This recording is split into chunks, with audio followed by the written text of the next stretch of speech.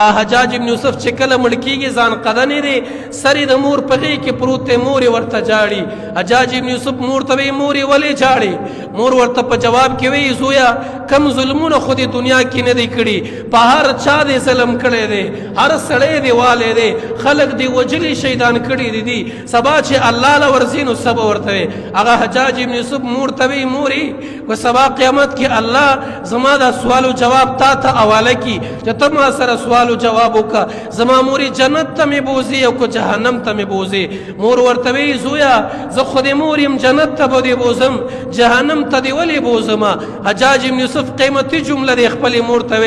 مور ته وی موري زما الله تعالی او یا چند مهربانه دی زما الله تعالی ډیر مهربانه دی چې ته مې جهنم ته نه بوزي هغه الله مې جهنم ته نه بوزي دومره مهربانه الله دومره کریم الله دومره رحیم الله بیا هم لا موږ دغې نه غافله یو بیا هم لا موږ په غفلت کې یو بیا هم لا موږ په خطا کې یو بیا هم لا موږ په ګناه کې یو والله که مو په ګناه باندې ړم خفه دی والله که په ګناه باندې ستومانه یي تاسو فکر وکئ مخالفت د چا دی مخالفت د رب کائنات دی تاسو فکر وکئ نافرماني د چا ده د هغې ذات نافرماني ده کوم ذات چې اسمان ودرولی دی د هغې ذات نافرماني ده کوم ذات چې غرونه ودرولی دي د هغې ذات نافرماني ده کوم ذات چې سمندرونه روان کړي دي د هغې ذات نافرماني ده کوم ذات چې ځمکه غوړولې ده د هغې ذات نافرماني ده کوم ذات چې دا ذرات او کائنات پیدا کړي دي دومره لوی الله خفه کو پروا نه راځي